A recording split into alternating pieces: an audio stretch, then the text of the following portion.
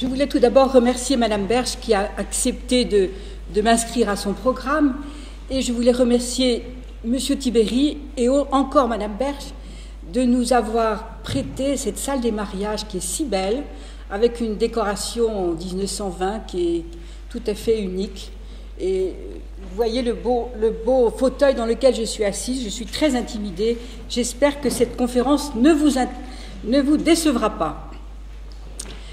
Je vais retracer pour vous 100 ans d'histoire familiale d'une famille qui est intimement liée au quartier de la Montagne Sainte-Geneviève, pour y avoir travaillé, pour y avoir exercé des responsabilités professionnelles et publiques. Et un certain nombre de ses membres ont essayé d'améliorer la vie de leurs contemporains. On pourrait commencer cette histoire comme dans les contes, l'histoire de 3 frères qui viennent chercher fortune à Paris. Et comme dans les contes, eh bien, c'est le plus jeune qui réussit le mieux. Cette histoire se poursuit comme un roman de Balzac, et on peut songer à César Birotteau. Je ne vous rappellerai pas l'histoire de César Birotteau avec sa fortune et ses déboires. Et malgré tout, comme dans les films américains, cette histoire va se terminer par une happy end, parce que toutes les histoires doivent se terminer bien. Alors, Monsieur Berge, s'il vous plaît, la vue 2. Il y a 3 des fils de Louis Saleron, fermier et ammodiateur de la terre et seigneurie de Drouilly, qui viennent s'installer à Paris comme corroyeurs. Vous voyez que c'est Jean-Charles, Joseph et Claude. L'aîné des fils, comme souvent dans les familles, l'aîné des fils était resté pour succéder à son père dans son bailliage de Vitry-le-François. Ils étaient issus d'une famille de laboureurs aisés du bailliage de Vitry-le-François, au bord de la Marne, famille qui remonte au XVIe siècle et dont plusieurs membres avaient exercé des fonctions de procureur fiscal. Dans leur village, c'étaient des notables et ils avaient reçu une bonne éducation. Mais ils participent, comme beaucoup d'autres, à l'arrivée massive de jeunes venant de l'Est et du Nord à Paris à la fin du XVIIIe siècle.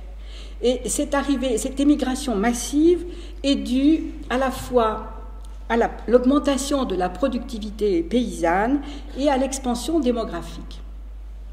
Tandis que les aînés restent sur place pour exploiter les biens familiaux, les plus jeunes doivent s'expatrier pour faire fortune.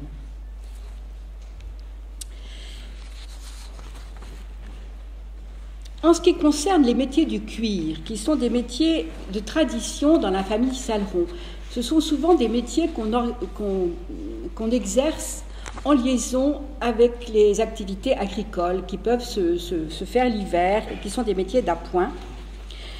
Comme l'explique l'Almanach général des marchands, on peut dire qu'il y a des tanneurs qui préparent le cuir pour le rendre utilisable et imperméable à l'eau, et cette opération est fort longue et peut durer plus de 2 ans. Il y a aussi les corroyeurs qui assouplissent le cuir de façon à le rendre propre au travail, et enfin les mégissiers qui passent le cuir en blanc, comme on appelle, pour faire des gants en particulier, pour faire des travaux fins de cuir. À la fin du XVIIIe siècle, il existe 3 façons de tanner le cuir, et toutes ces 3 façons sont toutes les 3 très longues, et il faudra attendre les découvertes de Seguin en 1795 pour avoir des cuirs tannés en 6 mois. Et on verra que toute l'histoire des Salerons comme tanneurs est, si vous voulez, est traversée par l'histoire des guerres de la Révolution et de l'Empire. À la fin du XVIIIe siècle, la situation des corps de métier est très encadrée par les corporations. Les corporations sont très tatillonnes, elles ont le monopole de l'exercice du métier auquel les forains, c'est-à-dire les gens de l'extérieur, n'ont pas accès, et les procès ne sont pas rares entre communautés. Alors, la vue numéro 3, je ne sais plus ce que c'est. Oui, alors, l'aîné, Jean-Charles, arrive à Paris dans les années 1760. il est déjà maître corroyeur quand il se marie en 70. Il habite dans la rive droite, dans une maison qu'il achètera. Et c'est lui qui accueille ses deux frères, ses deux jeunes frères, et qui va les former. Le second, Joseph, arrive à Paris en 68 et Claude vers 70. Joseph commence à paraître le garçon de boutique chez son frère, puis son premier compagnon, et quand il atteint 25 ans, il devient maître corroyeur, c'est-à-dire qu'il passe un examen, et j'ai retrouvé les registres des jurandes. Il ne passe pas comme fils de maître, mais comme apprenti et sur chef-d'œuvre. Et à 25 ans, il prend son autonomie, il va se marier et il s'établit rue de la Vannerie, paroisse Saint-Jean-en-Grève. Ses affaires sont assez prospères parce que nous voyons qu'il peut acheter bientôt plusieurs maisons. Son jeune frère, c'est pareil, Claude, s'en va de chez Jean-Charles quand il a 25 ans et qu'il est devenu maître à son tour. Et là aussi, il se marie. Et nous voyons qu'il s'enrichit assez vite parce que comme il se marie 3 fois, nous avons à chaque fois les biens du marié au moment du mariage, et on voit qu'à chaque mariage, il est plus riche. À la mort de sa deuxième épouse, on sait qu'il possédait 100 000 livres de marchandises et qu'il avait des dépôts de cuir chez plusieurs tanneurs et fournisseurs de cuir. Alors là, il faut voir le 4, la 4 et le 5. Alors cette vue-là, que j'ai empruntée à Ségolène Barbiche, qui montre Paris avant la Révolution, vous permet de voir les différentes implantations des salerots sur la rive droite, près de la halle au cuir, et sur la rive gauche, quand ils vont s'installer après la Révolution, du côté de Saint-Médard et de Saint-Hippolyte. Alors, la vue 4, s'il vous plaît. Oui, l'enrichissement des salerots surprend, parce qu'à cette époque, la tannerie est un secteur sinistré. Et elle est sinistrée pour plusieurs raisons. D'une part, il y a eu le traité de commerce avec l'Angleterre qui a supprimé qui a diminué les droits de douane et qui fait que la marchandise anglaise inonde la France. Rubigny, qui est un tanneur connu, dit qu'entre 1759 et 1775, à Paris, le nombre des tanneries est passé de 42 à 12. Vous voyez que ça a été très, très... Il y a une telle pénurie de cuir que Rubigny prétend qu'il a été autorisé par Necker à faire venir des cuirs de Stockholm, Danzig et de Hollande. Donc, comment se fait-il que les salerots s'enrichissent alors que tout le monde perd des sous? D'abord, avec une situation aussi bloquée et aussi encadrée par des règles tatillonnes, eh bien, ma foi, ils contournent les règlements. Ils profitent du fait qu'il est permis d'aller s'approvisionner en cuir au-delà de 20 lieues de Paris, c'est-à-dire 80 km, sans passer par la halle au cuir, pour faire venir des cuirs de province. Et on a ainsi, en 1786, à la fois un projet d'arrêté et un mémoire sur le commerce des cuirs qui souligne que les corroyeurs sont devenus les maîtres de toutes les marchandises de la halle au cuir et que 10 ans leur suffisent pour acquérir une fortune de 7 à 8 000 livres de rente, alors qu'autrefois, il fallait au moins 30 ans pour se faire pareil revenu, ce qui était pour eux une retraite fort avantageuse. C'était la communauté des cordonniers qui était chargée de contrôler la communauté des tanneurs. Et elle faisait des visites chez les tanneurs, vérifiait la marque des cuirs, marque qui s'effaçait parce que les cuirs étaient humides, d'où procès innombrables.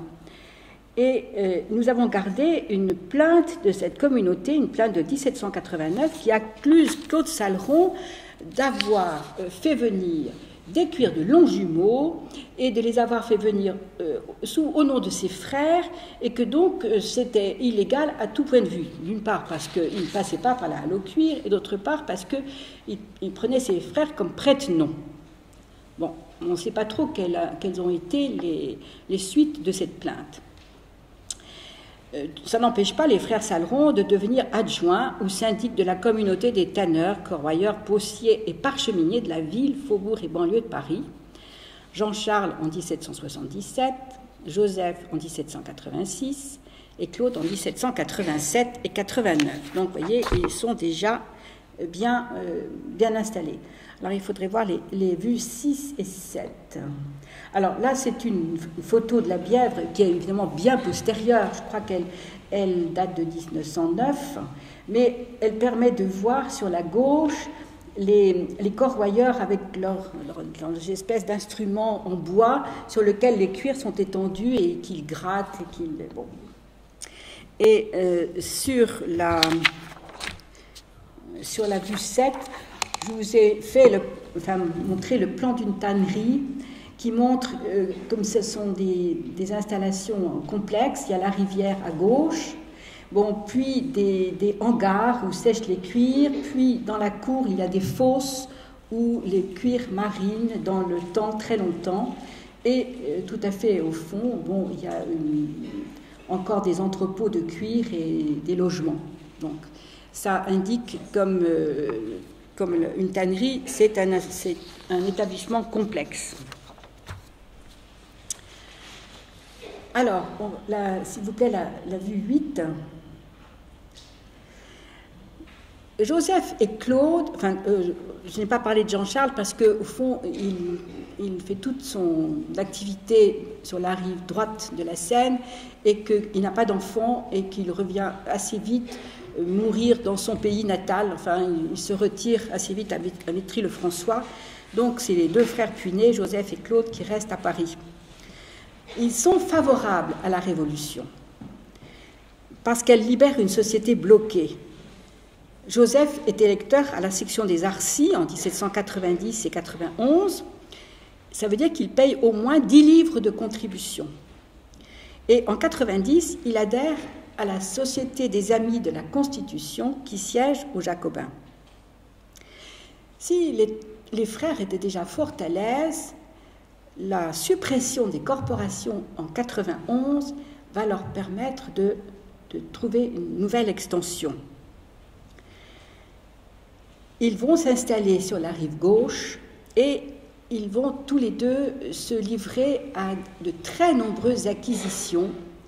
Une tannerie rue de l'Oursine, une tannerie rue Saint-Hippolyte et tout un conglomérat de bois, de moulins à temps, de terrains dans toute la région parisienne. Une politique d'acquisition très, très ambitieuse, si bien qu'ils sont absolument maîtres de toutes les matières premières qui sont nécessaires à leur industrie. Comme souvent, la réussite provoque la jalousie. Et en pleine terreur, le 8 Vendémiaire en 2, c'est-à-dire le 9 octobre 1793, Claude est dénoncé par 2 cordonniers, on retrouve toujours les cordonniers, qui sont membres du comité de surveillance de la section du Finistère, pour avoir emmagasiné depuis très longtemps soit des cuirs secs, soit des cuirs à poil, et être l'auteur de la hausse des cuirs. De plus, le citoyen Saleron achète les cuirs de tannerie du citoyen Delahaye, domicilié à Longjumeau, et ayant des commissionnaires dans la Bretagne qui achètent les cuirs de toute nature pour y mettre la disette et les faire hausser à un prix énorme. C'est une accusation très grave à cette époque-là, une accusation d'accaparement, et c'est une époque, c'est la terreur, il y a eu la loi sur le maximum, et c'est une accusation qui peut entraîner la mort. Et on a vu des gens qui, pour moins que ça, avaient été guillotinés. Il y a des perquisitions dans leurs établissements et ils sont emprisonnés. Et il y a une tradition familiale qui dit que leurs ouvriers ont envahi le tribunal pour réclamer leur libération. Et effectivement, Joseph et Claude sont libérés à l'audience publique du tribunal révolutionnaire de la section du Finistère, le 3 niveaux, c'est-à-dire le lundi 23 décembre 1993, à 4 heures du matin. ça peut paraître surprenant, cette intervention des ouvriers en faveur de leur patron. À l'heure actuelle, ça nous paraîtrait plutôt étonnant, mais à l'époque, nous en avons plusieurs exemples. Il faut se rappeler que les ouvriers en chômage n'étaient pas indemnisés, c'est-à-dire qu'ils n'avaient comme ressource que nourrir de faim. Et j'ai retrouvé dans les procès-verbaux du comité du Finistère au moins 3 exemples de gens qui ont été libérés ou en tout cas mis en liberté surveillée pour éviter la ruine de leur entreprise et que les ouvriers ne soient pas réduits à la mendicité. En 1806, alors là je saute un peu, Joseph et Claude font le partage de leurs biens. Ils ont maintenant chacun des enfants. Claude qui s'est marié 3 fois avec des enfants tard, et donc il a attendu d'avoir sa succession assurée. Les 2 frères partagent leurs biens. Là, il faudrait voir le 9 et le 10. Alors, c'est évidemment un peu bizarre.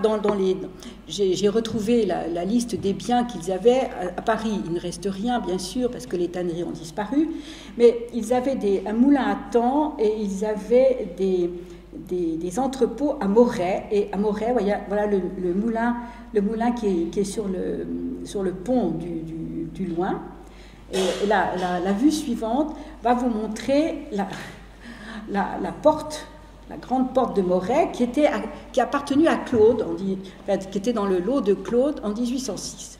C'est les seuls souvenirs matériels que j'ai retrouvés de leurs biens. Et la part, à ce moment-là, au partage de 1806, la part de chacun est évaluée à 462 000 francs. Vous voyez, c'était déjà des gens qui avaient vraiment fait fortune. Sous l'Empire, les frères Saleron sont des tanneurs renommés. Ils participent à la grande exposition des produits de l'industrie de 1806.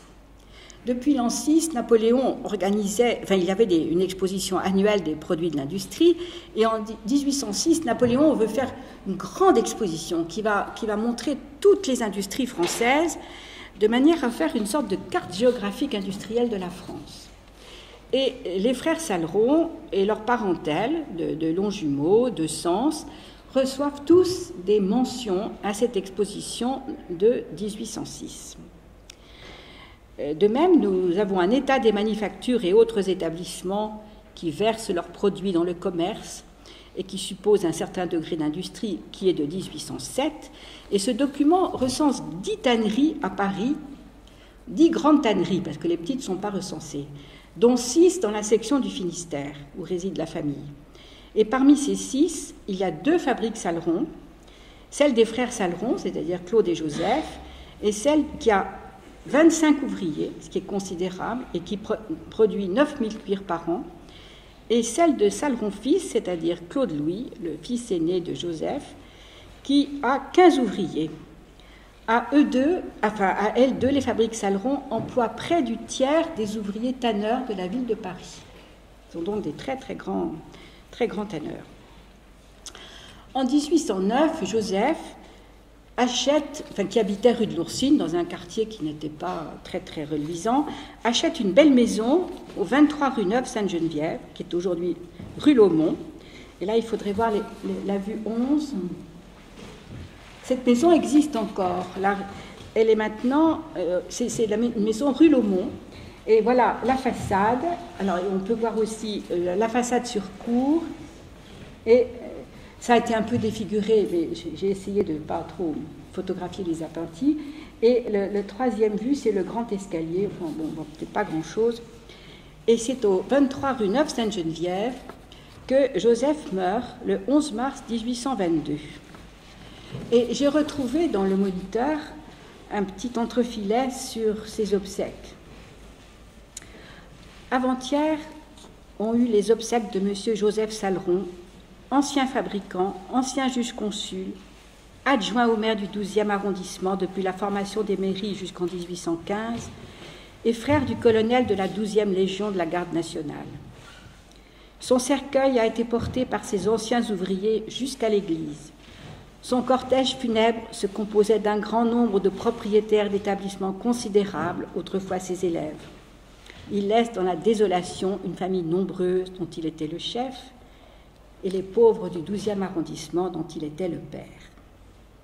Vous savez que le 12e arrondissement, c'est à la fois le 5e actuel et le 13e jusqu'à la barrière des Gobelins, c'est-à-dire au boulevard Blanqui. Alors, s'il vous plaît, la vue 14. Alors, maintenant que je vous ai retracé, j'espère pas trop longuement, leur activité, leur rôle social. La Bièvre, au bord de laquelle travaillaient tanneurs, blanchisseurs et teinturiers, et où étaient installés 22 moulins qui ne faisaient plus de farine, était une rivière extraordinairement polluée, tous les corps de métiers y déversant leurs déchets, sans compter les cabinets d'aisance des riverains. La tannerie était elle-même une activité très polluante. Comme la Bièvre n'était ni navigable ni flottable, c'étaient les riverains qui l'entretenaient. À plusieurs reprises, et dès 1790, Joseph est au nombre des syndics de la Bièvre. C'est lui qui garde les registres des taxes, et taxes que les riverains se répartissent entre eux. On sait que les propriétaires intramuros payaient 1 franc par toise ou par tonneau, et que les propriétaires d'usines intramuros payaient 3 francs, et les blanchisseuses 3 francs par tonneau. Le citoyen Saleron, rue de l'Oursine, berge à droite, disposait de 60 mètres 42 de berge. Voilà, je ne vais pas m'étendre sur la Bièvre, ça a été déjà étudié par d'autres personnes, donc je ne vais pas m'étendre trop. Mais un exemple de la notoriété de Joseph Saleron et de son tempérament prudent, c'est l'affaire Seguin. Armand Seguin, à qui on avait concédé le domaine Brancas, c'est-à-dire l'île Seguin de maintenant, pensait qu'il avait inventé un procédé pour tanner le cuir en 6 mois. Et naturellement, les autres tanneurs voyaient ça d'un très mauvais œil, et Rubini inondait les autorités de dénonciation. Le gouvernement fait une enquête, et les tanneurs ne se précipitent pas pour faire partie de cette commission d'enquête. Finalement, Joseph Saleron accepte, mais il ne semble pas qu'il ait jamais remis son rapport, parce qu'il y a plusieurs lettres de rappel dans les archives, mais je n'ai jamais trouvé le rapport. Comme notable, Joseph Saleron a également des responsabilités sociales qu'il peut exercer grâce à la disponibilité que lui procure un nombreux personnel. C'est ainsi qu'il devient le premier président du comité de bienfaisance du Finistère, qui remplace le bureau des pauvres de Saint-Médard. À cette époque-là, et c'est en 1993 que ce comité de bienfaisance est créé. À ce moment-là, la misère est très grande. Les produits de première nécessité, pain, viande, savon, chandelles, manquent. Il faut distribuer des bons de pain, veiller à la distribution de la viande, attribuer des layettes aux mères nécessiteuses, surveiller les entrées clandestines de denrées. Mais il faut aussi faire les tableaux des indigents du quartier, demander des subventions à la commission centrale des subsistances, des augmentations de dotation de viande pour faire le bouillon des malades, dont sont chargées les citoyennes de secours. Les citoyennes de secours, c'est les anciennes sœurs de charité de Saint-Médard qu'on a rebaptisées comme ça. Dès le début de son mandat, Joseph promet de fournir le bois et la chandelle pour la maison de charité de Saint-Médard, afin de ne point augmenter la dépense des pauvres. Marie-Jeanne, son épouse, participe à ces bonnes œuvres. On l'a vu apporter 113 livres au lendemain de la libération de son mari. En 1794-95, Joseph est nommé assesseur au tribunal de paix de la section du Finistère. Et ce qui est rigolo, c'est que le 7 Messidor en 3, c'est-à-dire le 25 juin 1995, il se porte comme témoin à décharge de Joséphine Rouillère, 16 ans et demi, repasseuse, habitant la rue de l'Oursine, qui est accusée, avec plusieurs autres jeunes femmes, de s'être portés au lieu des séances du comité civil de leur section sous prétexte d'y demander du pain et d'avoir tenu des propos contre les autorités constituées et injurié les membres du dit comité civil. Malgré le témoignage de Joseph en leur faveur, et compte tenu de leur grande jeunesse, elles sont condamnées par la commission militaire à 2 mois de détention seulement. Et on ne badinait pas à l'époque. Tout ça pour avoir été réclamé du pain. Alors, l'action 15, s'il vous plaît. Les fonctions officielles. Dès 1800, Joseph est 2e adjoint de la mairie du 12e. Il est premier adjoint de 1802 à 1815, mais en 1816, il est remplacé pour mauvaise opinion, car il est bonapartiste. Vous savez qu'il y a eu toute une épuration de l'administration. Il devient juge suppléant au tribunal de commerce tout en s'occupant de ses affaires. Claude, son frère, exerce aussi de nombreuses responsabilités. Bien sûr qu'il fait partie de la garde nationale, il est juge au tribunal du commerce, et le 8 janvier de 1811 à 1826, il est membre du Conseil des arts et des manufactures, où il fait de très nombreuses interventions sur les cuirs. Le 8 janvier 1814, vous voyez la date, il est nommé chef de la 12e Légion par Napoléon, avec le grade de colonel. Et ainsi, il participe à la défense du sud de Paris. Il a 23 047 hommes sous ses ordres, comme chef de la 12e Légion. Et toute sa parenté est dans la garde nationale sous ses ordres. Il a son gendre, Girardin, les 2 fils de son frère, leur beau-frère, enfin tout le monde est dans la garde nationale sous les ordres de Claude.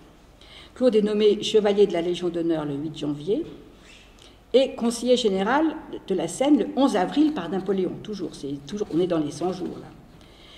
Son frère Joseph est nommé chevalier de la Légion d'honneur lui aussi, mais le 27 juillet 1814 par Louis XVIII. Et Claude est confirmé le 29 septembre de la même année par Louis XVIII, bien qu'il ait été nommé par Napoléon. Après les 100 jours, Claude est reconduit comme chef de la 12e Légion, et c'est un des rares non nobles dans cette fonction. Tous les autres chefs de Légion sont nobles. Et dans les archives, on dit on n'a trouvé personne d'autre, mais on a trouvé M. Saleron, parce que c'était quand même le plus notable du quartier. Aux élections de 1822, qui voient le triomphe de l'opposition, et celui de la haute bourgeoisie, Claude est élu député de la 7e circonscription de Paris. Et il siège dans l'opposition constitutionnelle, donc c'est un libéral, jusqu'en 1824, à l'époque où il y a une réaction et où la Chambre va changer de couleur. Les familles alliées au Saleron sont dans les mêmes sentiments qu'eux.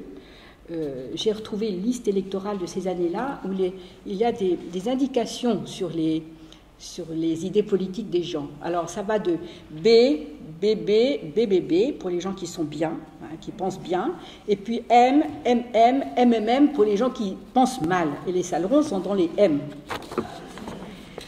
Alors le 18, s'il vous plaît. La vue 18. C'est ça? Non.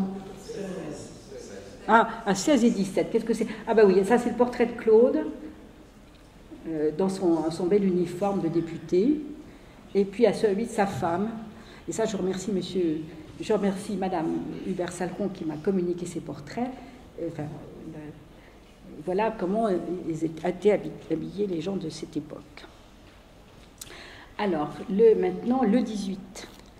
Je vais vous parler de leurs sentiments religieux.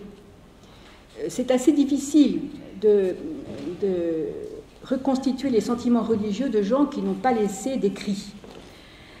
Tout ce qu'on peut dire, c'est que les Salerons étaient jansénistes dans un quartier janséniste. Vous savez que Saint-Médard avait... Bon, je ne parlerai pas des convulsionnaires, mais Saint-Médard était janséniste, et comme les paroisses jansénistes, le curé avait voté la constitution civile du clergé. dans une euphorie générale où tout le monde s'embrassait, ce qui n'était peut-être pas si le cas, enfin tellement le cas. Peut-être que Joseph approuve la suppression des très nombreux couvents du quartier, on ne le sait pas. Mais en tout cas, il participe à l'élection des curés et de l'évêque constitutionnel. Donc, il était vraiment pour la constitution civile. Dès que cela redevient possible, c'est à plus de 18 mois qu'est baptisée à Saint-Médard le 2 octobre 1995 une nièce de Joseph qui était née à Longjumeau en 1994, à une époque où vraiment c'était la persécution totale. À ce moment-là, elle est donc baptisée à Saint-Médard et l'église n'était rouverte que depuis avril précédent. Tout ce qu'on sait, c'est que même jansénistes, même constitutionnels, ils sont sûrement en faveur de la religion. Parce que j'ai retrouvé par hasard, à la Bibliothèque nationale, un petit témoignage d'Augustin, c'est le fils de Joseph, qui témoigne en faveur d'un vicaire de Saint-Médard, qui est accusé lors des manifestations d'avoir applaudi à ceux qui criaient « Abat le roi » ou « la tête des ministres ». Vous savez, c'était l'époque où c'était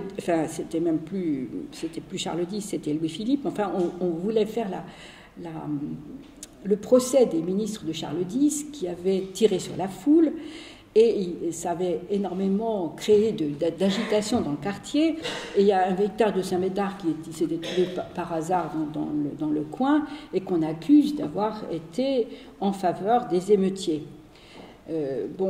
Augustin témoigne en sa faveur. Je ne sais pas si le malheureux vicaire qui s'est défendu tout seul a été libéré. Une autre source pour l'étude des sentiments religieux, c'est les testaments. Avant la Révolution, il y a toujours des invocations pieuses et même des élévations, je dirais, je remets mon âme à la Sainte Trinité en espérant, etc. etc. Après la Révolution, au XIXe siècle, ça n'existe plus.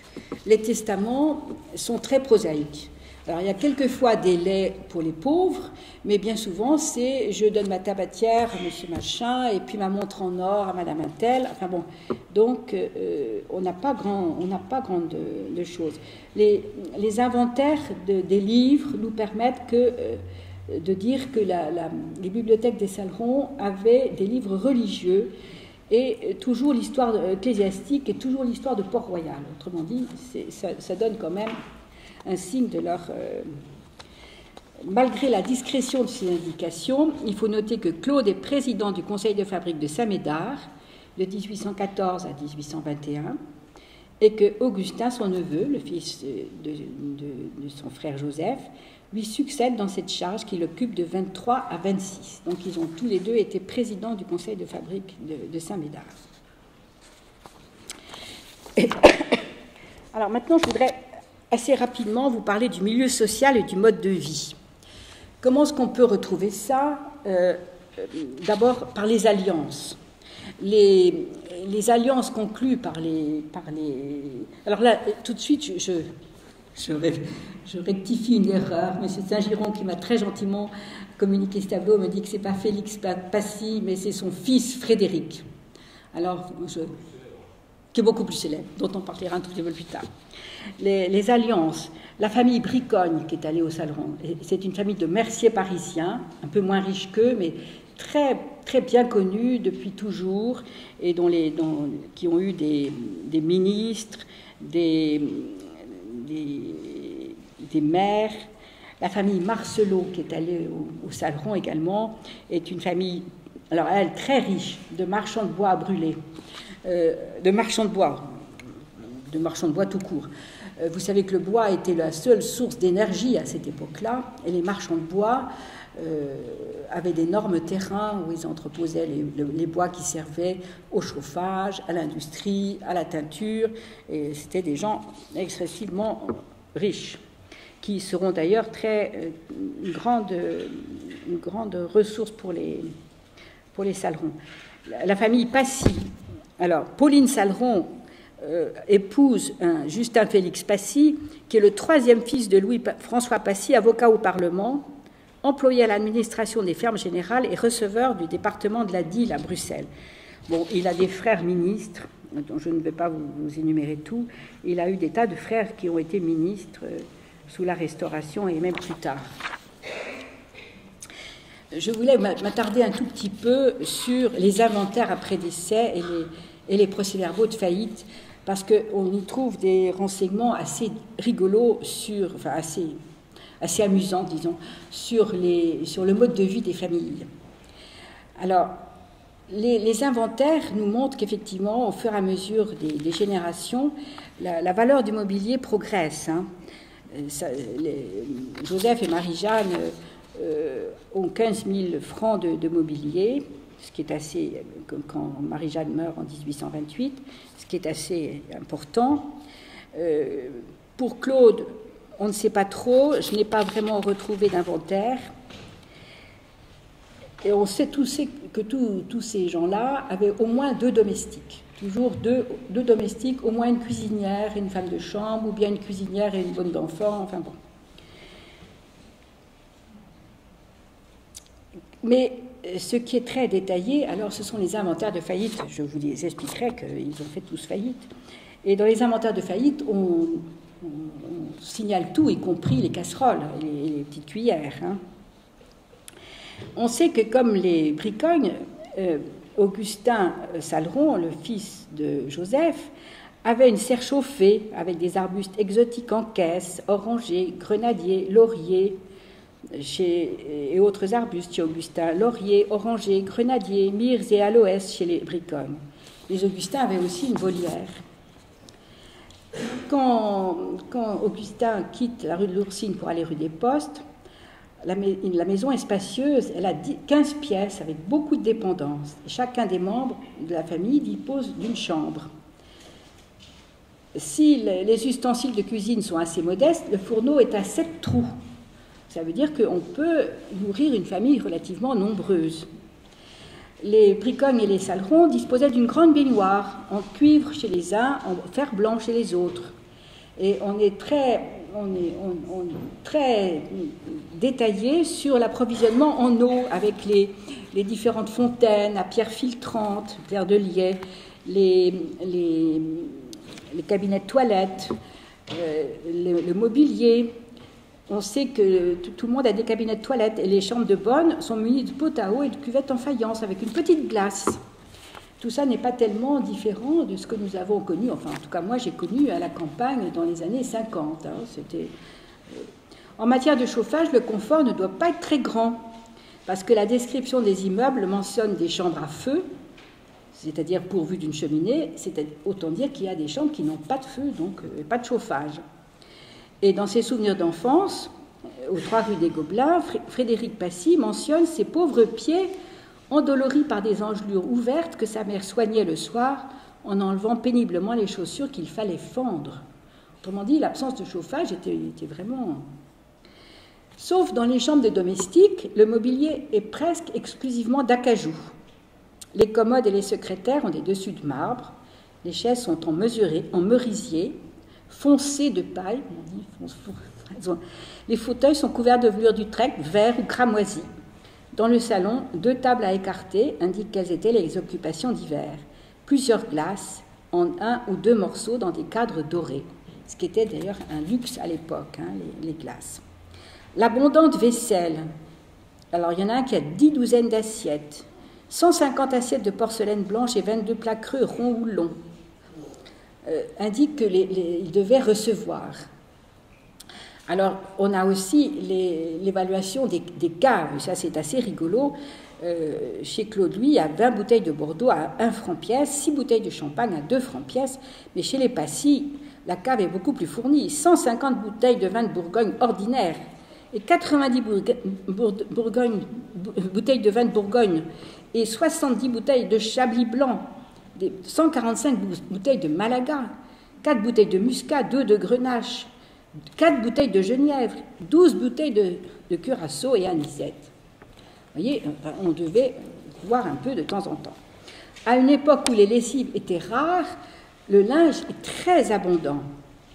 L'inventaire de 1836 mentionne 20 paires de draps, 12 douzaines de serviettes de table, 13 nappes, 60 chemises d'hommes, 36 de femmes, 12 caleçons, 20 camisoles de nuit, 46 tabliers plissés en toile de coton, etc., etc., etc. Les draps, serviettes, nappes et chemises sont en toile. Dans le trousseau des femmes sont toujours mentionnés des fichus de mousseline, des robes de percale ou d'indienne, et surtout des châles, éléments coûteux de la toilette des élégantes, châles longs ou carrés, à fond blanc ou noir. Félix Passy et sa femme Pauline devaient aller au théâtre, car l'inventaire de Pauline mentionne une lorgnette de spectacle. Les garçons de la famille, les fils d'Augustin, les fils de Claude, font leurs études à la pension Savouré. La pension Savouré, ça vous dit peut-être rien, mais elle était située rue de la Clé et rue Monge, et elle a été démolie il n'y a pas tellement longtemps. Oui, remplacée par un horrible supermarché. Ils font donc leurs études à la pension Savouré, qui était un internat de lycéens, et à Louis-le-Grand. Ils font leurs études à Louis-le-Grand. On n'a pas beaucoup de renseignements sur les études des filles, mais nous avons l'inventaire de la bibliothèque d'Élisabeth Hélène, qui était la fille d'Augustin, et qui montre qu'elle avait des lectures de femmes cultivées, des livres d'histoire, de littérature et de sciences. Et pour la première fois dans les inventaires de la famille apparaissent des ouvrages de fiction avec des romans de Walter Scott. Et je rappelle que Walter Scott, qui était mort en 1832, était très célèbre à Paris depuis 1820. Et en 10 ans, on avait vendu en France plus d'1 million de livres de Walter Scott. Dans la vie bourgeoise, certains événements étaient très solennels, et je voulais parler des contrats de mariage. C'est le lieu de démonstration de richesse. Plus on avance dans le 19e, plus la dot des époux est importante, plus le nombre de témoins est élevé. Et à son second mariage, Claude a 27 témoins.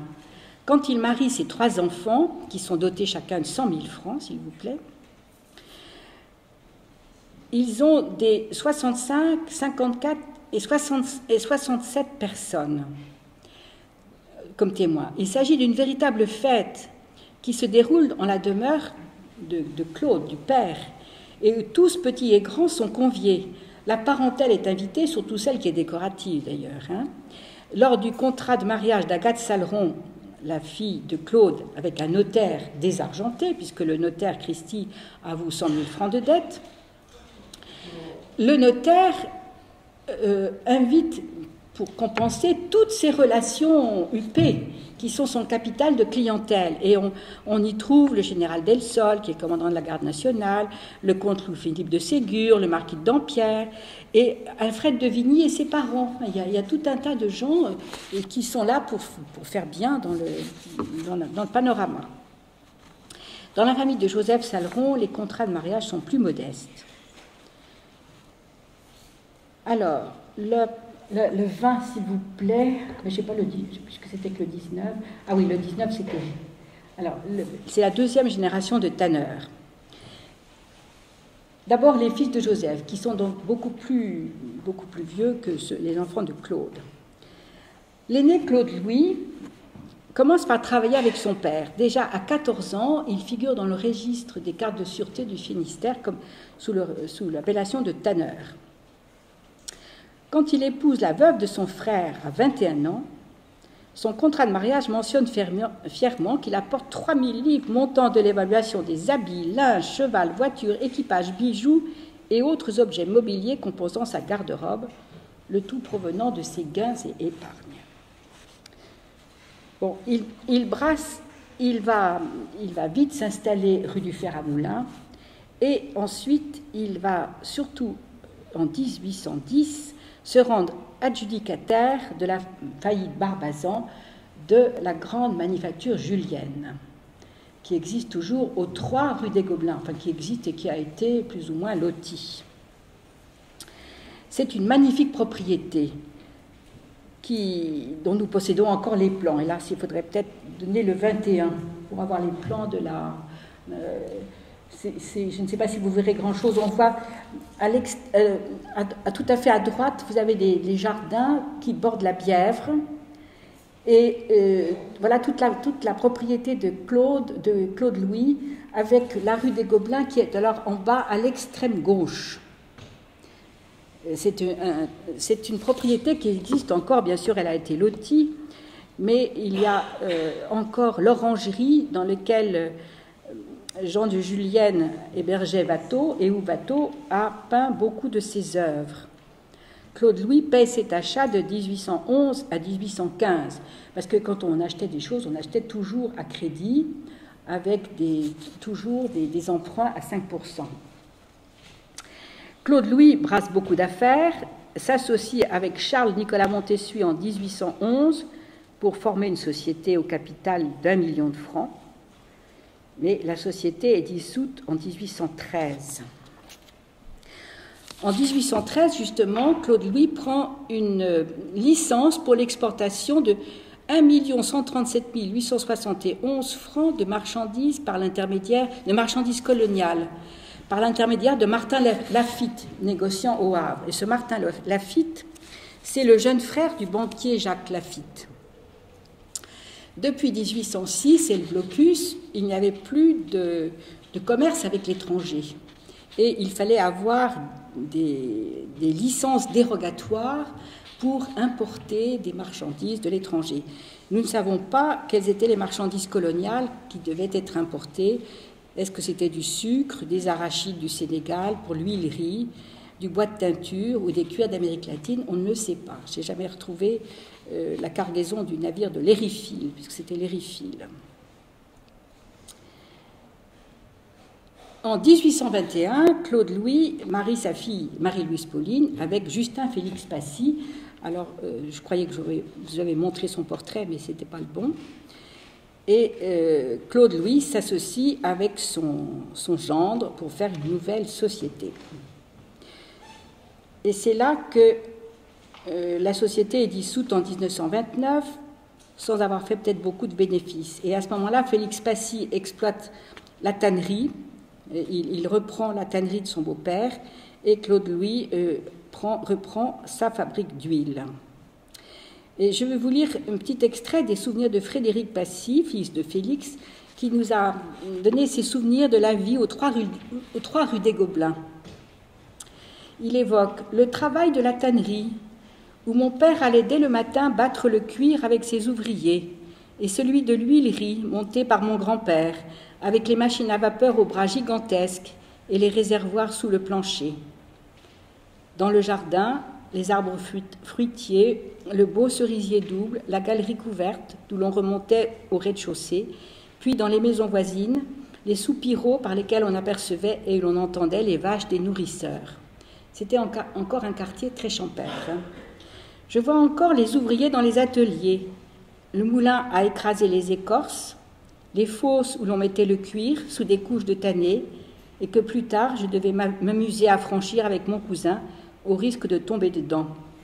C'était enfin les bords de la Bièvre, dans le fond, où les ouvriers allaient gratter sur des bois disposés à cet effet les peaux dont ils enlevaient le poil et qu'ils préparaient pour le tannage, opération peu séduisante et qui cependant m'intéressait. Vous voyez, vous pourrez revoir la photo où on voit effectivement les ouvriers qui grattent. Parallèlement à son négoce, Claude Louis se mêle aux affaires publiques. Il est capitaine dans la 12e Légion, devient maire du 12e arrondissement en août 1830 et en avril 31, il est chevalier de la Légion d'honneur. Cependant, cet esprit brillant n'était sans doute pas très rigoureux et il fut obligé de démissionner, comme on le verra plus tard dans le chapitre sur les faillites. Son jeune frère, Augustin Joseph, alors 22... Alors là, vous avez une carte des propriétés Saleron sur la Bièvre que j'ai tirée de l'ouvrage de Parent du Châtelet et de je ne sais plus qui. Enfin bon, c'est inscrit en bas. Courteil. Et vous voyez, j'ai mis en vert, alors tout en haut, sur la Bièvre, vous avez la tannerie de la rue de l'Oursine. Quand vous passez sur l'autre rive, vous avez la tannerie de la rue Saint-Hippolyte. Vous voyez, c'était 2 grandes tanneries. Et un petit peu plus bas, vous avez la rue des Gobelins, la tannerie de Claude. Vous voyez, c'est des deux grandes tanneries. Et puis, en Hachuré, vous avez le Clos des Cordelières, qui sera acheté par Augustin Saleron, comme je vous le dirai, qui était donc un immense terrain qui était occupé par le couvent des Cordelières, qui a disparu, et qui sera ensuite loti. Donc, vous voyez, c'était quand même un conglomérat de propriétés assez important. Augustin Joseph travaille dans la tannerie de la rue de l'Oursine avec son beau-frère Augustin Bricogne. Et ils logent tous les deux dans une aile de la tannerie. Mais le 1er mars 1818, Joseph loue la tannerie et le moulin à temps de Moret à son fils, Augustin. Et l'année suivante, Augustin Saleron et Augustin Benoît Bricogne se séparent. En plus de la tannerie familiale, Augustin va exploiter une usine de fabrication de cuir et de bois de teinture connue comme le moulin à temps des Cordelières. Vous voyez qu'il est alors à l'extrémité du Clos des Cordelières sur la Bièvre, qu'il a installé dans une partie du clos sur le canal de la rivière de Bièvre, à l'angle de la rue du Champ de l'Alouette, des Cordelières et de la rue Pascal.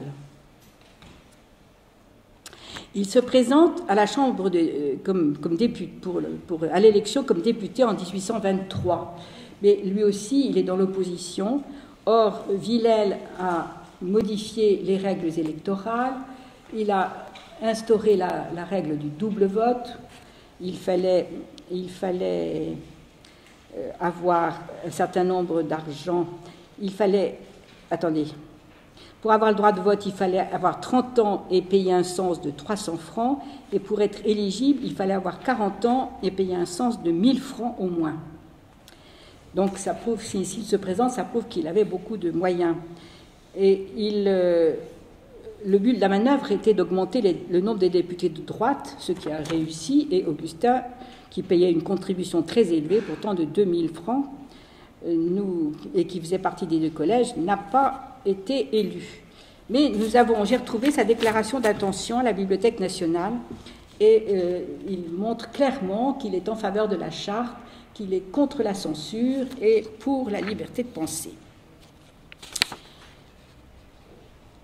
Malgré ce revers électoral, Augustin est nommé membre de la Société pour l'instruction élémentaire en 1828, et on verra en quoi c'est intéressant. L'année suivante, il est nommé maire adjoint du 12e, malgré les réticences du gouvernement. Comme il est mal pensant, il y a un certain nombre de réticences, mais il est quand même soutenu par le préfet de la Seine, Chabrol de Volvic, qui a beaucoup apprécié ses tentatives d'urbanisme et son aménagement de la Bièvre, et qui intervient en sa faveur. Voilà ce qu'il écrit au moment de l'examen des candidats. Je porterai en première ligne M. Augustin Joseph Saleron, qui appartient à la famille la plus riche, la plus bienfaisante et la plus notable de l'arrondissement. Vous verrez que à cette époque-ci, être riche, c'est toujours une qualité. Quand on est riche, on est forcément très bien. Il demeure rue de l'Oursine. M. Augustin Saleron a de 60 à 70 000 livres de rente. Et ça, c'est encore... Son activité, son intelligence et son zèle deviendraient fort utiles à l'administration. Il s'est toujours montré disposé à tout ce qui pourrait être avantageux à son quartier, et c'est ce qu'il a surtout manifesté dans les projets d'assainissement de la Bièvre et en rachetant pour les supprimer les 4 moulins qui barraient cette rivière, en évitant par ce moyen à la ville de Paris la nécessité de 4 expropriations et une dépense considérable. On n'a pas beaucoup de documents, quand je suis allée voir aux archives de Paris, les archives des mairies, il y a très peu de documents sur la mairie du 12e. Les fonctions des maires étaient très honorifiques, mais peu importantes. Ils étaient chargés de l'état civil, de l'application et de la publicité des décisions préfectorales, et surtout du fonctionnement des écoles et de l'attribution des secours. Cette activité était très importante dans un arrondissement comprenant beaucoup de misérables. 20 000 pauvres sur une population de 80 000 âmes. Comme maire du 12e, Claude Louis puis Augustin sont affrontés à la misère. En juillet 1831, donc après les Trois Glorieuses, puis l'année suivante, des distributions de pain au-dessous des cours sont organisées en commémoration des journées de juillet. Et le 24 juillet 1831, le commissaire de police du quartier Saint-Jacques écrit au maire du 12e, pour lui rendre, c'était Claude Louis à l'époque, pour lui rendre compte de la distribution. Grâce aux bons, les miséreux payent 15 sous le pain qui vaut 4 francs. Ces bons sont en principe destinés aux ouvriers sans ouvrage, mais faute de pouvoir vérifier, il les a distribués à toutes les familles nécessiteuses non inscrites au bureau de bienfaisance. Il y en a eu 2422, représentant plus de 8000 bouches. Alors, il raconte le commissaire de police. On demandait un certificat des propriétaires, pour dire que les gens étaient bien miséreux. Ils avaient tous le certificat des propriétaires exigé, car en pareil cas, surtout dans un quartier comme celui-ci, ils n'osent pas refuser. Ces observations paraissent prouver qu'on ne peut distribuer de secours en nature, avec ordre et justice, qu'aux indigents régulièrement inscrits et dont la profession a été vérifiée par messieurs les commissaires de police.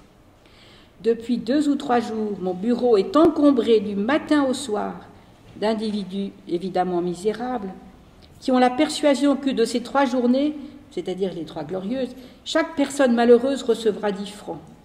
J'ai beaucoup de peine à les en dissuader. Et pour finir, j'ai pris le parti de leur assurer que les indigents inscrits au bureau de bienfaisance seront les seuls qui auront reçu quelque chose. Alors, j'ai aussi retrouvé un compte de 1837, c'est un petit peu plus tard, qui indique les sommes distribuées en argent aux gens nécessiteux.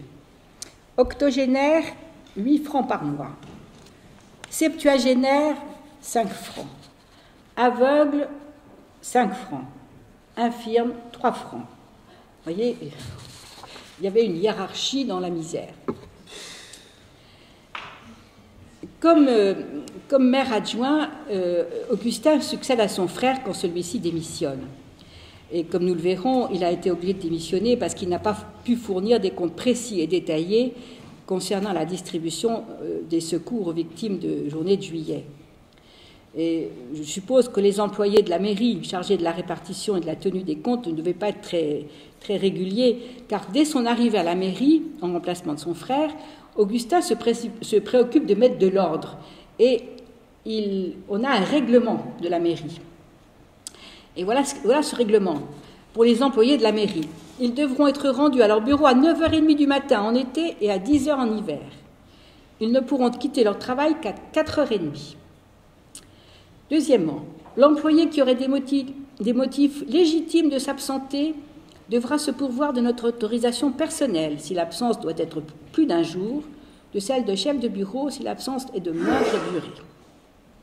Troisièmement, tout employé qui, par suite d'une contravention aux dispositions précédentes ou perte de temps pendant les heures de travail, n'aura pas achevé complètement dans le délai qui lui aura été assigné les travaux dont il aura été chargé par nous, par les chefs de bureau, sera passible d'une retenue sur ses appointements et le travail sera immédiatement retiré de ses mains et remis à l'un de ses collègues. Cette retenue sera versée dans la caisse de la mairie pour recevoir ultérieurement telle destination que nous jugerons convenable.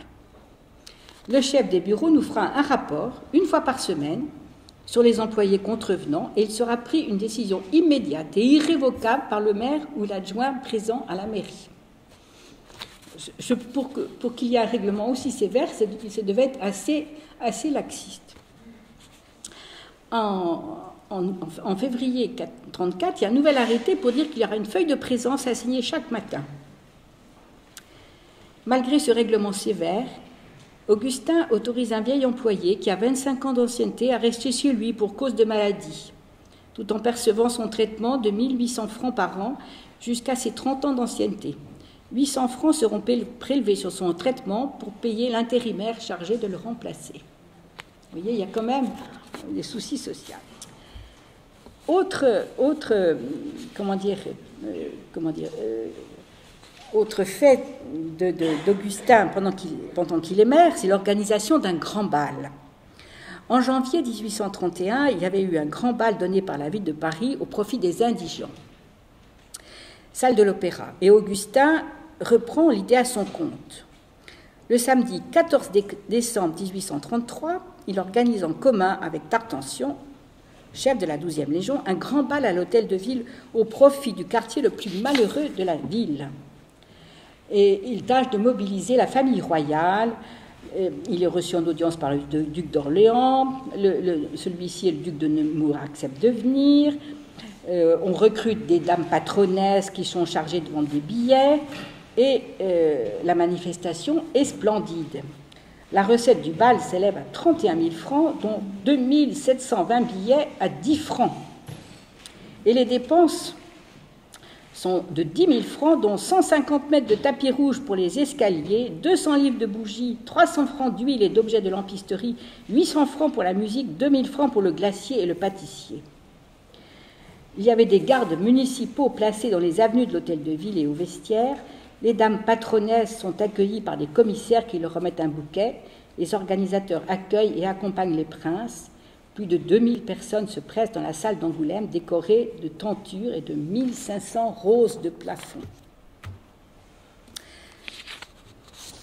Voilà. Sur l'aménagement du quartier. Sur l'aménagement du quartier, il faut voir la vue 23. Ah ben oui, c'est toujours la bière. Les aménagements du quartier faits par Augustin concernent essentiellement l'actuel 13e. Donc je ne vais pas en parler trop, sauf pour vous raconter qu'au début de la Restauration, il y a encore 25% du territoire de Paris qui est occupé par des terrains agricoles, des terres labourables, des vignes, des jardins d'agrément, des jardins maraîchers et des terrains vagues. Le 12e arrondissement est l'un des plus peuplés de la capitale, avec 80 000 habitants en 1717, mais il n'a qu'une très faible densité de population. Pourtant, la population progresse vite, car 10 ans plus tard, elle est de 97 000 qu'il faut loger. La ville est sale, les rues ne sont pas bordées de trottoirs, les monceaux d'ordures s'accumulent, il n'y a pas l'eau courante et la toilette est réduite au minimum. On boit l'eau de la Seine qui donne la colique. L'eau des puits ne vaut guère mieux. Le quartier Saint-Marcel est l'un des plus déshérités. Chabrol, qui est donc préfet de la Seine à cette époque, est un polytechnicien, ingénieur des ponts, et il lance un programme d'urbanisme et lance un emprunt en 1817, car après l'abdication de Napoléon, les finances de la ville sont au plus bas et l'occupation étrangère a été ruineuse. L'acquisition du domaine des Cordelières, qu'on a vu tout à l'heure, était grevée de l'obligation de percer une rue allant de Saint-Médard à la rue du Champ de l'Alouette. Et c'est ainsi que Augustin Saleron et ses beaux-frères Marcelot ouvrent 2 nouvelles rues, la rue des Cordelières, qui est considérée à cette époque comme une voie privée, et la rue Pascal, qui est ouverte en 1825. Daubenton, qui a fait un rapport sur la question, évalue à 300 000 francs, 303 440 francs, le bénéfice que la ville a retiré de cette opération, car l'ouverture de la rue Pascal a permis de livrer 1393 toises à la circulation, ce qui, au prix de 80 francs la toise, représente une somme de 11 440 francs, auquel il faut ajouter 192 000 francs de frais de pavage et de terrassement. Et donc cette rue a été ouverte sur le terrain et avec l'argent d'Augustin Saleron et de ses beaux-frères Marcelot. Pendant plusieurs années, Augustin acquiert des terrains et des maisons en bordure de la rue Mouffetard et de la Bièvre. Il constitue avec ses beaux-frères, en 1926, une société pour la mise en valeur, régie et vente pour leur compte commun des propriétés 6 Faubourg Saint-Marceau. Le domaine des Cordelières entre dans le champ de cette société. Il fallait non seulement améliorer l'état de la voirie, mais aussi assainir le cours de la Bièvre, établir un réseau d'égouts. Et dès 1822, l'ingénieur Coïc, chargé de la Bièvre, avait fait un rapport préconisant la suppression des moulins et l'acquisition des maisons riveraines. Le cours de la Bièvre était entravé par de nombreux moulins, Entre la barrière d'Italie, c'est-à-dire le boulevard Blanqui actuel, et la Seine, on trouvait le moulin Cloulbarbe, le moulin Fidèle, le moulin Saint-Marcel, le moulin Copeau, etc. Les frères Marcelot et Augustin Saleron rachètent les moulins et les revendent à la ville à prix coûtant, si bien que ça permet à la ville de les faire démolir.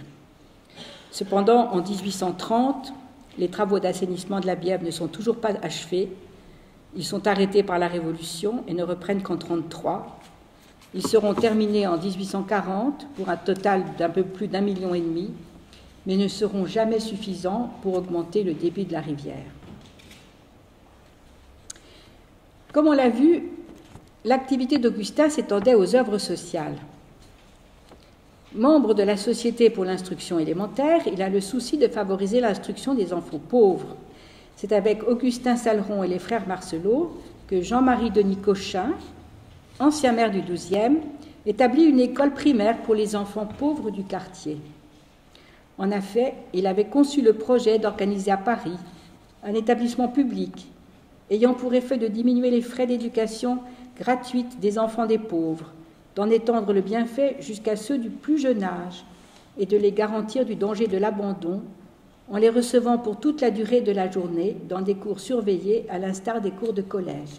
Et dans cette maison d'éducation, ceux qui pouvaient payer leur repas, mais ceux qui ne pouvaient pas payer étaient nourris gratuitement.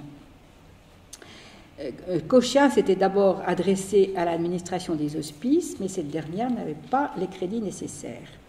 Donc c'est en collaboration avec Augustin Saleron et les frères Marcelot qu'est fondée cette maison d'éducation.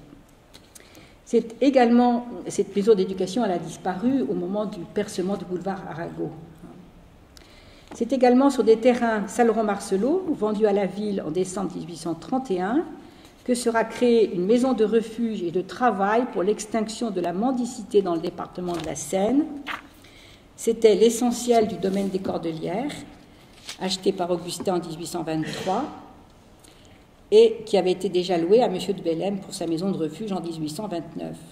Cette maison de refuge, vendue en 1834 pour agrandir l'ancien hôpital du Midi, est devenue l'hôpital de l'Oursine, et en 1893, c'est devenu l'hôpital Broca. Voyez, et quand vous allez voir l'hôpital Broca, derrière la rue Julienne, je crois bien, c'est là, vous avez encore des restes du cloître des Cordelières, qui était donc le domaine acquis par Augustin Saleron. Alors, le 24... Alors, les fils de Claude, Jean-François et Augustin. Jean-François reprend la tannerie de son père, la tannerie rue Saint-Hippolyte, et l'exploite pendant un certain temps, et on le retrouve en 1851 comme président de la commission des riverains qui veut percer la rue des Écoles. C'est le moment où on perce la rue des Écoles. Quant à Eugène Augustin, il épouse la fille d'un tanneur de Sens et assez rapidement, en 1837, si ma mémoire est bonne, il va s'installer à Sens. Et donc, comme j'ai borné mon étude au Saleron de Paris, on n'en parlera pas plus. Alors, ça c'était le 24, alors le 25. Alors, j'arrive à la partie la plus triste, celle qui rappellerait César Birotteau, c'est la fin de la tannerie. La révolution de 1830 a un effet catastrophique sur les affaires. Les faillites se multiplient. 18 faillites de tanneurs dans le seul 12e arrondissement en 1830, 15 l'année suivante. Les 3 enfants de Joseph Saleron, qui sont donc Marie-Françoise, Claude-Louis et Augustin, vont être touchés par la crise. Le premier à être atteint, c'est Marie-Françoise de Stocky et son époux Bricogne, qui avait une tannerie rue Sancier. En 1830, ils sont déclarés en faillite et on doit vendre tous leurs biens. Le second, Claude-Louis, connaît à son tour des difficultés. Et lui, c'est d'abord des difficultés politiques, si je puis dire. Comme maire du 12e, il a été chargé de distribuer ce qu'on appelait les récompenses, c'est-à-dire les secours aux veuves, aux orphelins et aux blessés de la Révolution de 1830. Et comme il est incapable de fournir des comptes précis, j'ai essayé de les refaire, je ne suis pas arrivée, il est menacé de destitution, il doit démissionner en janvier 1932. En juin suivant, il dépose son bilan, qui fait apparaître un actif de 676 000 francs et un passif de 798 000 francs. Il fait abandon de ses biens à ses créanciers. À l'époque, l'abandon des biens aux créanciers permettait d'échapper à la prison, parce que quand on était failli, on allait en prison. Et sa femme est autorisée à garder un certain nombre d'objets à valoir sur ce qu'on appelait ses reprises, c'est-à-dire ses biens propres. Tous les biens sont vendus, y compris la grande propriété des Gobelins, enfin tout. À Claude Louis, le Code civil ne laisse que de quoi se coucher. Alors, entre guillemets, une couchette en acajou, 2 matelas, un sommier, un lit en plume, un traversin, un oreiller, 2 couvertures, un couvre-pied, le tout prisé 200 francs. Comme quoi, après avoir été très très riche. Augustin, le dernier frère, va connaître lui aussi des revers de fortune. Ces difficultés commencent en 1833. À la fin de son bail de la tannerie de l'Oursine. Vous aviez vu que son père lui avait loué pour 15 ans la grande tannerie de la rue de l'Oursine. Or, à la mort de Joseph, le père, la tannerie a été attribuée en héritage à la fille aînée du fils défunt, Adélaïde Joseph. Et donc, quand le bail prend fin, la nièce d'Augustin veut reprendre la tannerie. Elle veut la reprendre pour la vendre. Parce qu'à cette époque-là, c'est un peu compliqué, son beau-père est en faillite, son beau-père est en faillite, Adélaïde et son mari veulent racheter l'appartement de la rue des Gobelins qu'ils habitaient, elle a donc besoin d'argent, et elle veut vendre la tannerie. Si bien que Augustin est mis dehors, et il faut toute une médiation de Justin Félix Passy pour qu'il accepte de s'en aller. Enfin, il a mis le loyer à la caisse des dépôts pour qu'il accepte de s'en aller et que les affaires de famille se règlent. En plus de ça, au début de l'année 1933, le même Augustin a conclu une convention avec les bouchers. Vous savez que le cuir était rare. Et il a fait une grande convention avec les bouchers pour créer un dépôt général des cuirs du commerce de la boucherie de Paris, rue Pascal.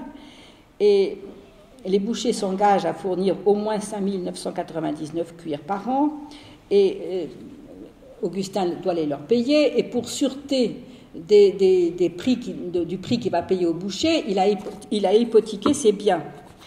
Or, tout concourt à sa ruine.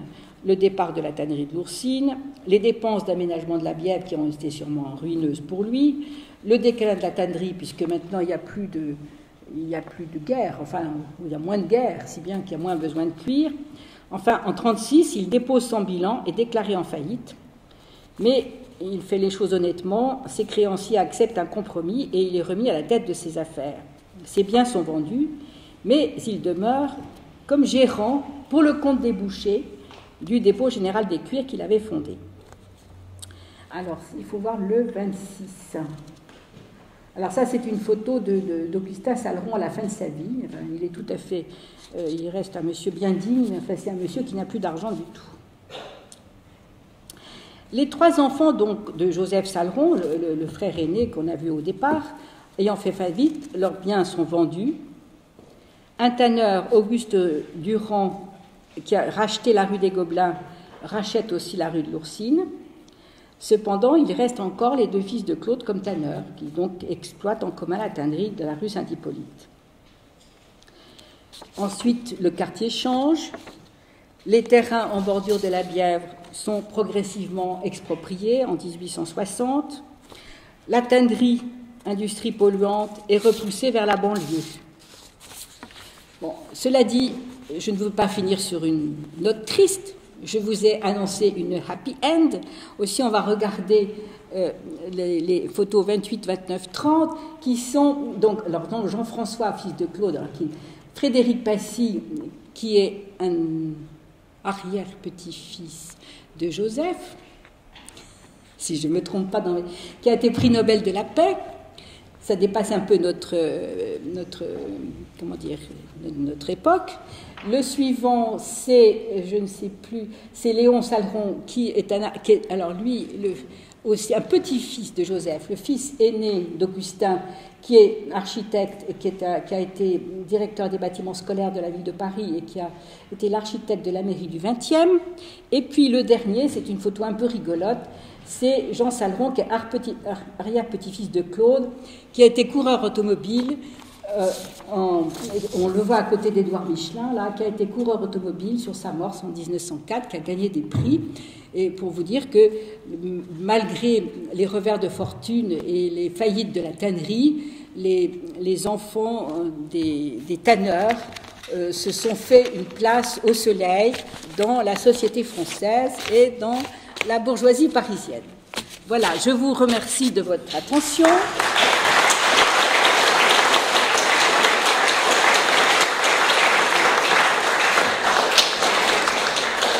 Je voulais remercier tous les gens qui m'ont ouvert leurs archives, tous les gens qui m'ont donné des documents iconographiques. Si par hasard il y en a encore parmi vous qui en posséderaient, je serais ravie de les utiliser.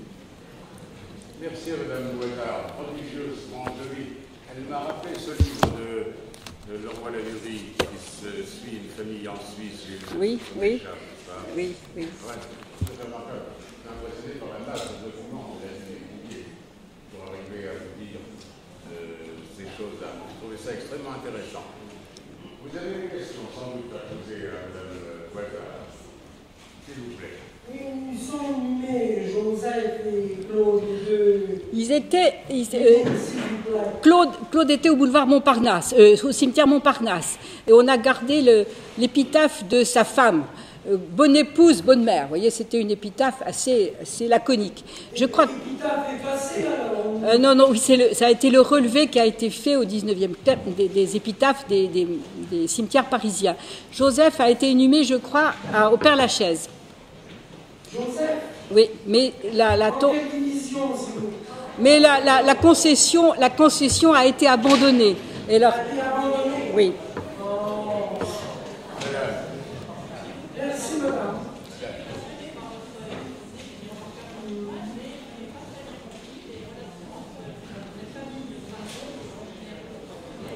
Et les... Ah, la section du Finistère, ça regroupait le 12e arrondissement. Elle avait été appelée Finistère à cause des soldats bretons qui étaient venus s'y installer au moment de la Révolution. Et alors, elle s'est appelée d'abord, je crois, c'est section des Gobelins, et ensuite section du Finistère. Ça équivaut au 12e arrondissement.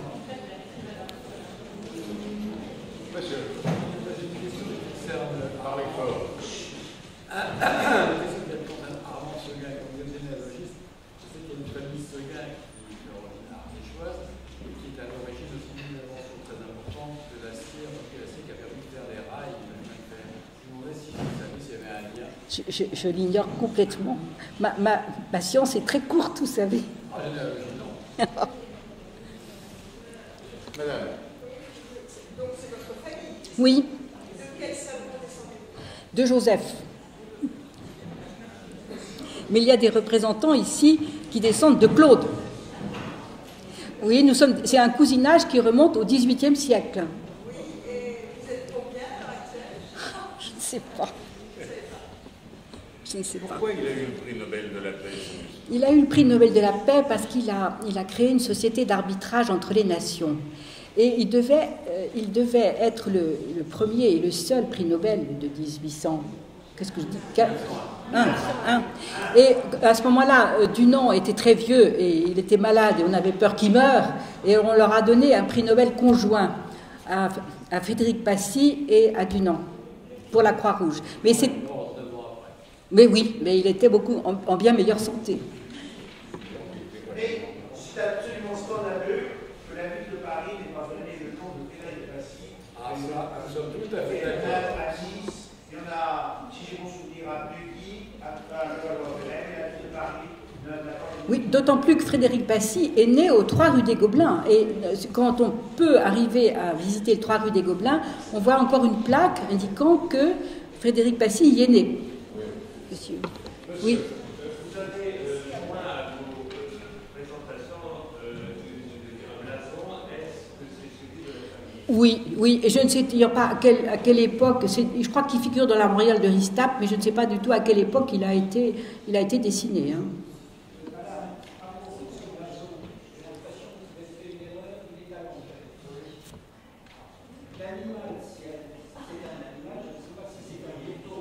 C'est un lévrier, mais c'est moi qui l'ai dessiné, mais c'était, oui, écoutez, j'avais toujours entendu dire que c'était de gueule au lévrier contourné d'argent. Et je me demande si le lévrier contourné, ça ne voulait pas dire qu'il tournait la tête. Mais enfin, je ne suis pas héraldiste.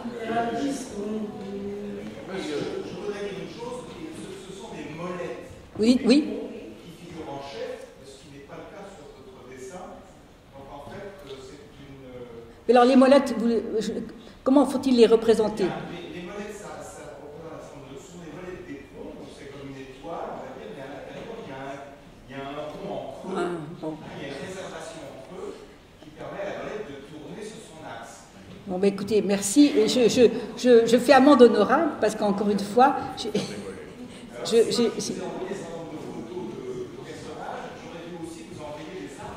ben voilà. Donc, mais j'espère que vous réparerez cet oubli. Vous avez parlé tout à l'heure de l'instruction publique. Vous avez fait une école. Cette école, elle était pour les garçons ou seulement pour les garçons? Écoutez, alors là, je ne vais pas m'avancer. Je crois qu'elle était pour les deux. Mais elle était pour les deux, mais dans des endroits séparés.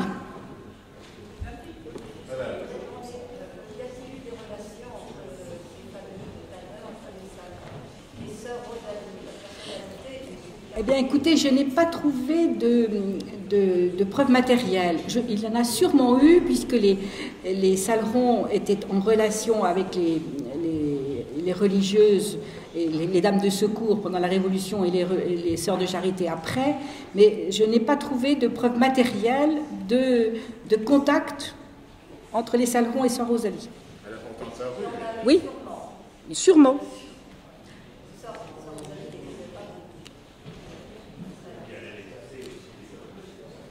Encore d'autres questions à Mme Nicolas? Comment faut-il faire pour visiter le 3 rue des Gobelins? Alors, le 3 rue des Gobelins, maintenant, c'est comme dans toutes les maisons parisiennes, il y a un code. Alors, ou bien vous attendez que quelqu'un arrive, ou bien il paraît que le dimanche, il y a... Merci. Il paraît que le dimanche, il y a un culte antoiniste ou un culte quelconque et que la porte est ouverte. Il paraît que le dimanche matin, on a une chance de pouvoir entrer.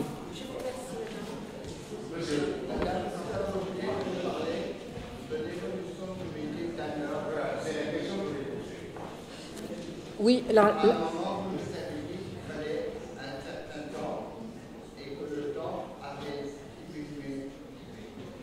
Alors là, je ne suis pas très compétente. Je sais qu'on a adopté un certain nombre d'améliorations, et en particulier les machines à vapeur qui foulaient le cuir, au lieu de faire ça à la main et avec... bon. Mais il y a eu des articles qui ont été publiés sur le sujet dans la revue de la Société d'histoire du 13e arrondissement, sur l'évolution du travail de la tannerie. Alors là, je ne suis pas du tout compétente. Et c'est ce qui m'a manqué un petit peu. Moi, j'aurais bien aimé des détails concrets sur la tannerie. Madame. Simplement ajouter une précision. Le procédé consistait à extraire le tanin à la vapeur. Et ensuite, on utilisait l'époque, on utilisait la pluie. Et cela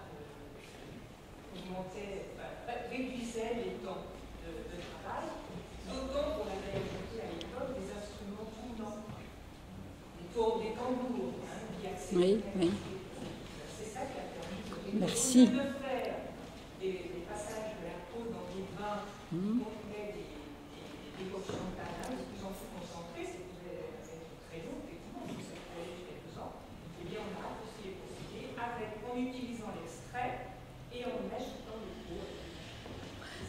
écoutez, merci, merci.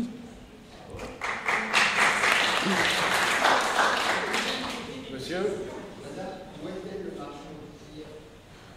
Eh bien, au début, il était rue Montorgueil, hein, dans la rive, je ne sais pas si vous voyez la rue Montorgueil, hein, dans un quartier très incommode, avec des rues étroites, et les charrettes apportant le cuir faisaient des encombrements, et les frères Saleron ont beaucoup lutté pour que la halle au cuir déménage pour aller sur la rive gauche. Et à ce moment-là, il y a eu toute une cabale en disant « Ah oui, bien sûr, il y a des gens qui veulent, mais ça les avantage, c'est parce que ça sera près de chez eux. » Et puis, bon, et finalement, le déménagement a été fait beaucoup plus tard, je crois, je ne sais pas trop à quelle époque, mais la halle au cuir était rue Sancier, mais bien après le départ des tanneries Saleron. Hein. Encore une question? Alors, madame, logiquement, je devrais vous offrir la médaille de votre association ainsi que la brochure. Mais vraiment, je trouve que ce serait du gaspillage et la qualité, le nombre des questions qu'on vous a posées valent bien une médaille. Alors, merci encore.